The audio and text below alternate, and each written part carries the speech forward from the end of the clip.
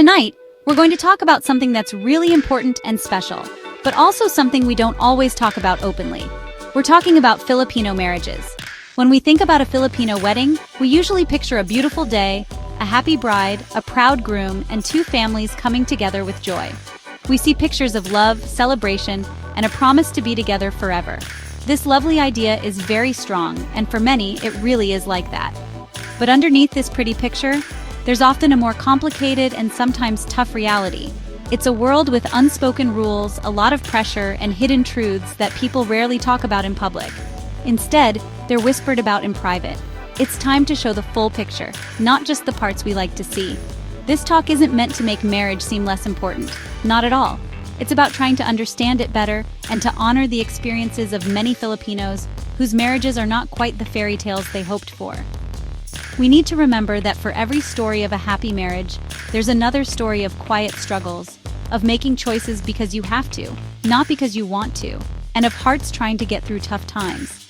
By looking at these less talked about parts, we're not attacking marriage itself. We're trying to make it stronger.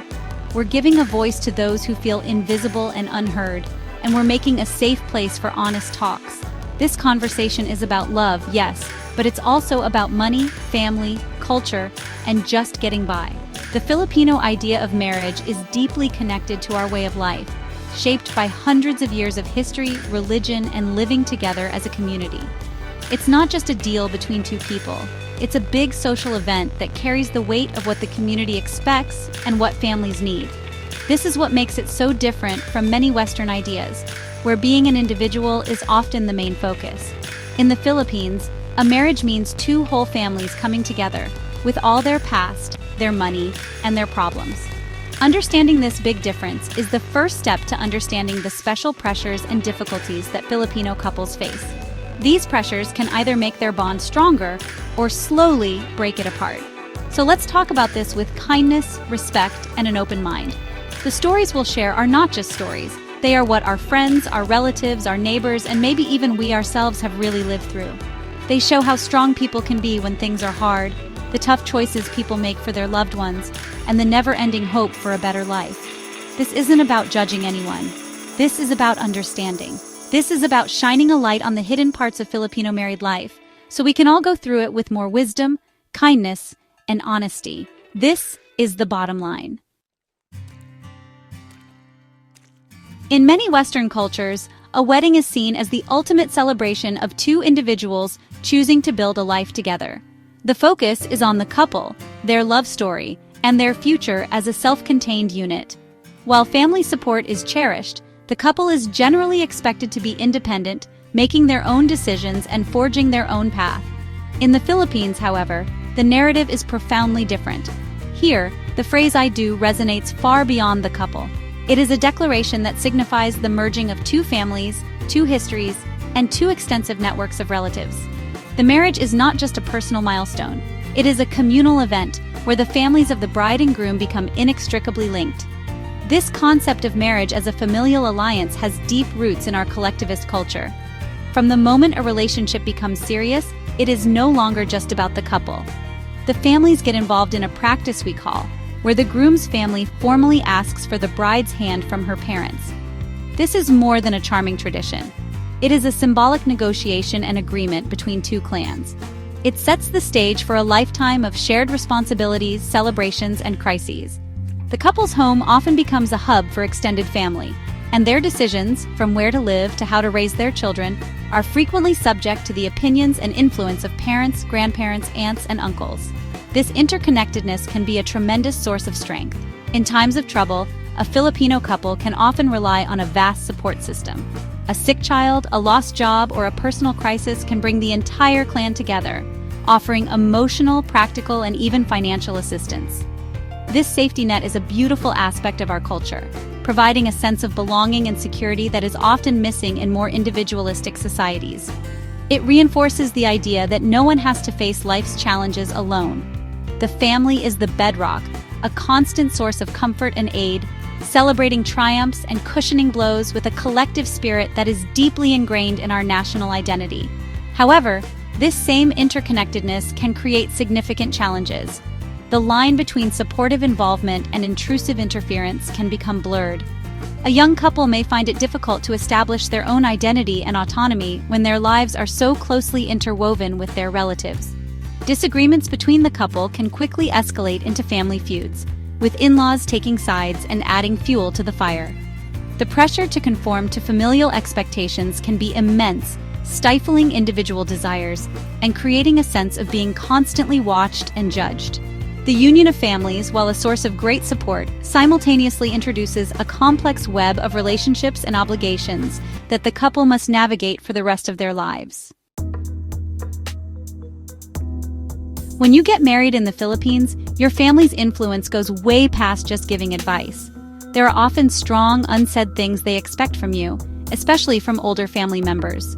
Parents and older relatives who have put a lot of love and sometimes money into raising their kids might feel they have a right to say how their married life should be.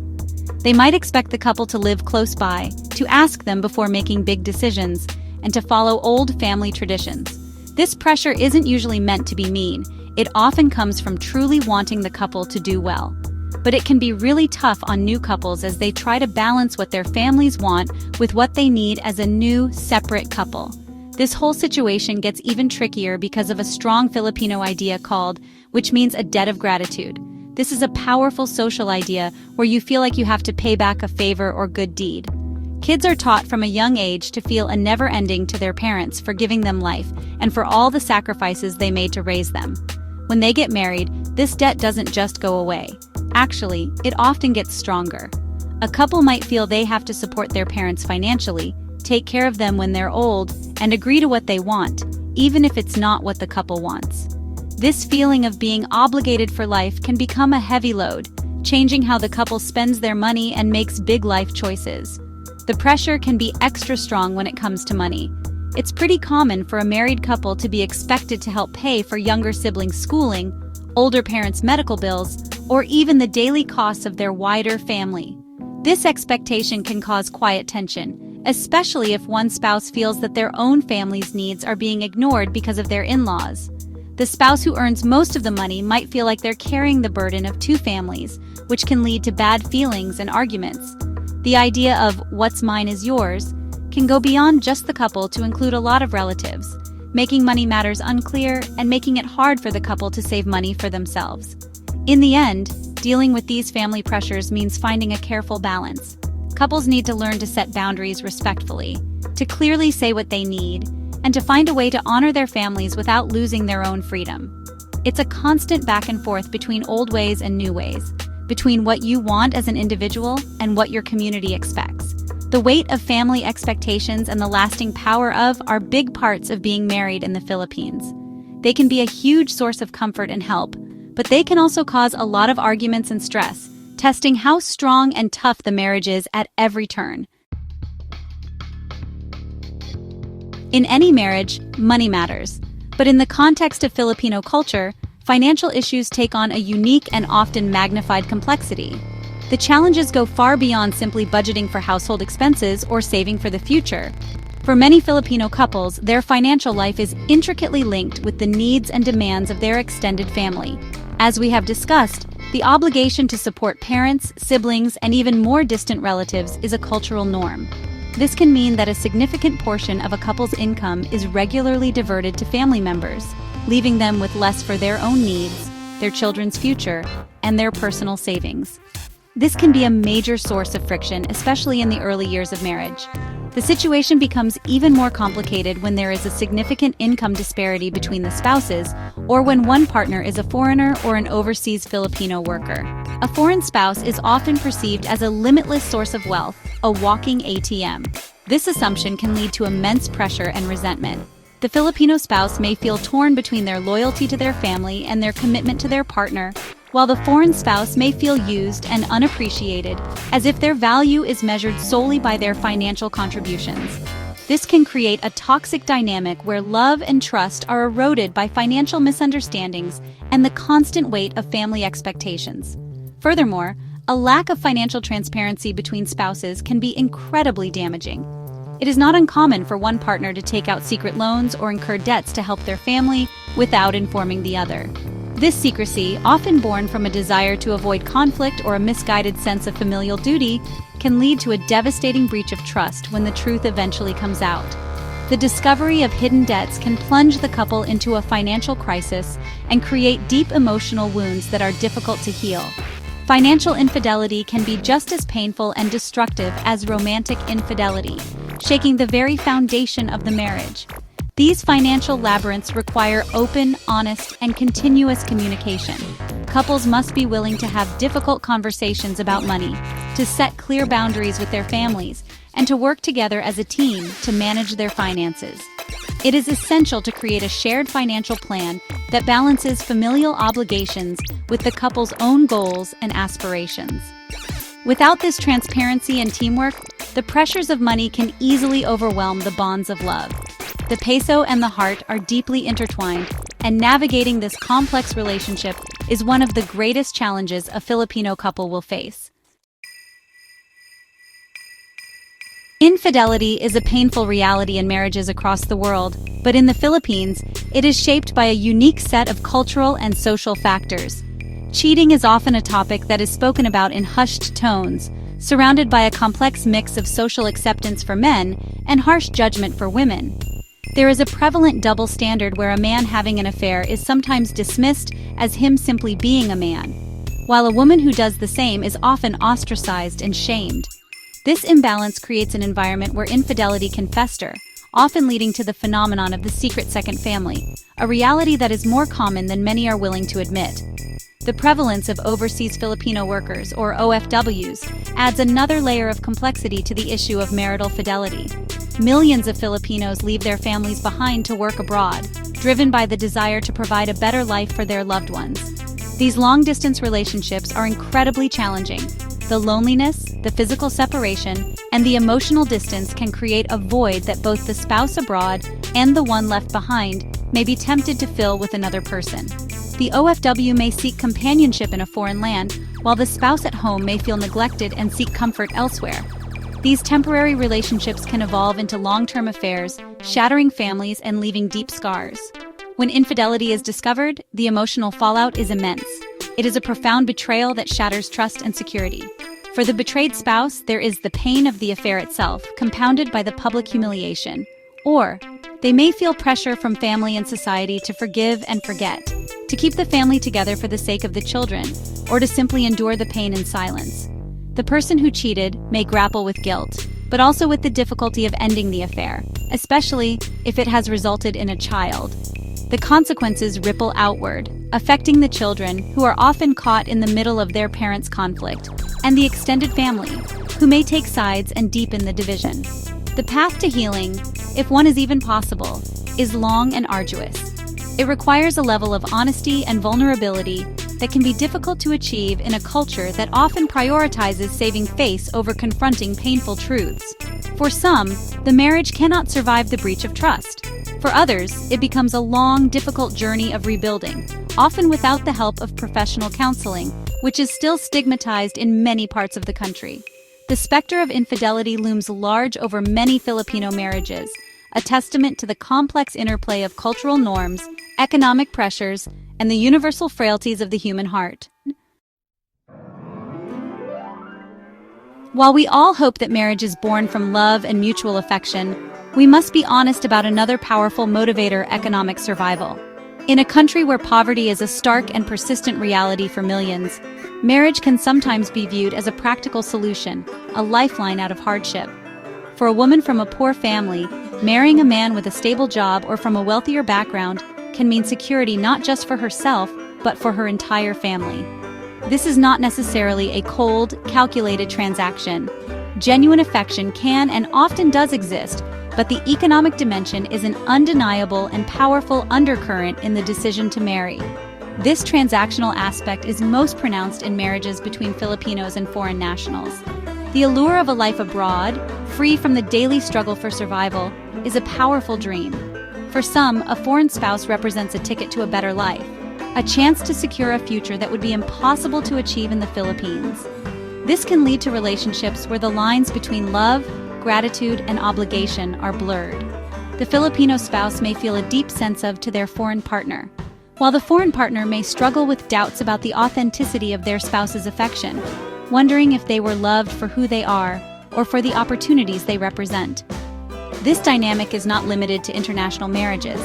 Within the Philippines, social and economic status play a huge role in the marriage market. A family might encourage a daughter to marry a man from a prominent or wealthy clan to elevate the family's social standing and create beneficial connections. In these arrangements, the marriage becomes a strategic alliance, a way of consolidating wealth and influence. The individuals involved may have little say in the matter, their personal happiness deemed secondary to the family's collective ambition. Love may be a hoped-for byproduct, but it is not the primary foundation of the union. Acknowledging this reality does not mean we are cynical about love. Instead, it allows for a more compassionate understanding of the difficult choices people make when faced with limited options. When your family is hungry and your future is uncertain, the promise of security and stability can be as compelling as any romantic notion. These marriages are a testament to the human instinct for survival and the deep desire to provide for one's loved ones. However, they also highlight the profound social and economic inequalities that shape the most intimate decisions of our lives, reminding us that for many, marriage is not just a matter of the heart, but also a matter of a practical and sometimes desperate choice. We must now turn to one of the darkest and most hidden truths of marriage: domestic abuse.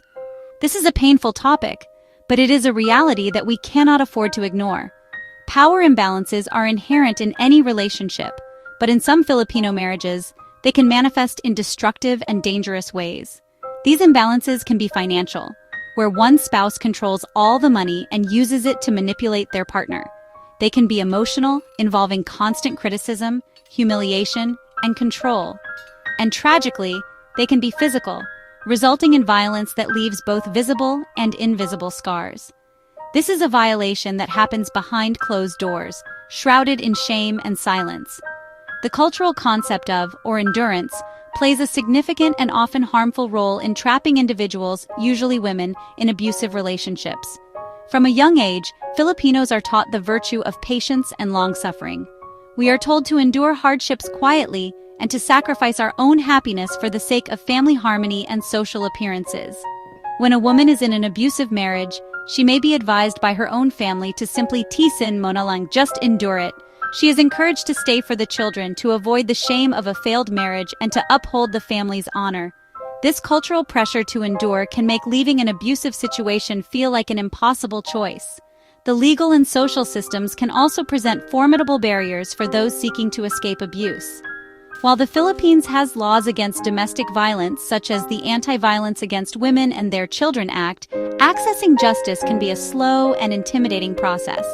Many victims fear retaliation from their abuser, judgment from their community, and the economic hardship of trying to survive on their own. The absence of a divorce law in the Philippines means that legal separation or annulment are the only options, both of which are expensive, lengthy, and emotionally draining processes. This leaves many feeling that they have no viable way out, trapping them in a cycle of abuse. It is crucial that we challenge this culture of silence and endurance. We must create a society where victims of abuse are believed, supported, and empowered to seek help without fear of judgment.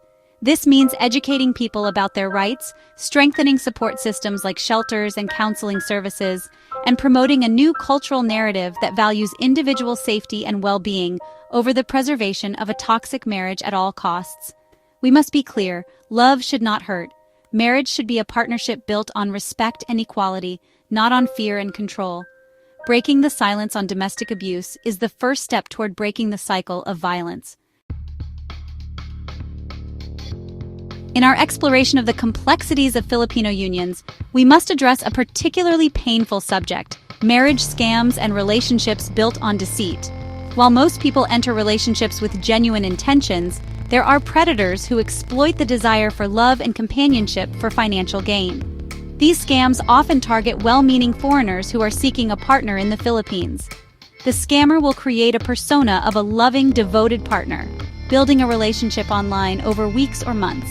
They shower the victim with affection and promises of a future together, all while slowly fabricating stories of hardship, a sick parent, an urgent need for tuition fees, a family emergency, to solicit money.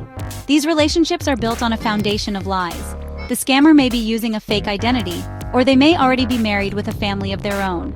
They are skilled manipulators, adept at playing on the victim's emotions and loneliness. The victim, believing they have found true love, sends money willingly, often depleting their life savings in the process. The requests for money become more frequent and more urgent, until the victim either runs out of funds or begins to suspect the truth. At that point, the scammer often disappears, cutting off all contact and leaving the victim heartbroken, humiliated, and financially devastated. The impact of these scams is profound. It is not just about the financial loss, which can be catastrophic. It is about the deep emotional betrayal and the violation of trust. Victims often feel a profound sense of shame and foolishness, making it difficult for them to report the crime or even to talk about what happened. They question their own judgment and may find it difficult to trust anyone again. These scams tarnish the reputation of the many genuine Filipinos who are seeking honest and loving relationships, creating a cloud of suspicion that can harm innocent people. It is a cruel exploitation of the universal human need for connection. Therefore, a word of caution is essential for anyone, Filipino or foreigner, pursuing a relationship, especially one that begins online. It is important to proceed with both an open heart and a cautious mind. Be wary of anyone who professes love too quickly or whose stories of financial hardship seem constant and unending. Never send large sums of money to someone you have not met in person and whose life circumstances you cannot independently verify. It is crucial to protect yourself emotionally and financially. While the search for love is a beautiful journey, it is one that must be navigated with wisdom and discernment to avoid those who would prey on the vulnerability of a hopeful heart. After exploring the shadows, it is essential that we return to the light. It is crucial to state with absolute clarity that not all Filipino marriages are defined by hardship, pressure, and pain. Countless couples in the Philippines have built strong, loving, and resilient partnerships. They have successfully navigated the complexities of family obligations, financial challenges, and cultural expectations. They have found a way to honor tradition while forging their own path. These successful marriages are a testament to the power of love, commitment, communication, and mutual respect. They are the silent majority, the bedrock of our society, and their stories of enduring love deserve to be celebrated. The purpose of unveiling the hidden truths is not to discourage marriage, but to empower people to enter it with their eyes wide open. Facing the truth, no matter how uncomfortable, is the first step toward making better choices and building healthier relationships. When we understand the potential pressures from family, we can learn to set boundaries with love and respect. When we are aware of the financial pitfalls, we can prioritize open communication and teamwork in managing our money. When we acknowledge the realities of infidelity and abuse, we can foster a culture that rejects these behaviors and supports those who are harmed by them. Knowledge is power, and in the context of marriage, it is the power to build a stronger foundation. For those considering a Filipino marriage or for those already in one, practical wisdom is key. First, communicate. Talk about everything, especially the difficult topics: money, family expectations, and personal boundaries. Second, be a team. You and your spouse are in this together, and you must present a united front when dealing with external pressures. Third, seek balance. Find a way to honor your families without sacrificing your own autonomy and well-being. And finally, never be afraid to ask for help. Whether it is from trusted friends, respected elders, or professional counselors, seeking guidance is a sign of strength, not weakness. In the end, a successful marriage is not about avoiding problems. It is about facing them together. It is a journey that requires patience, forgiveness, and a constant willingness to work on the relationship.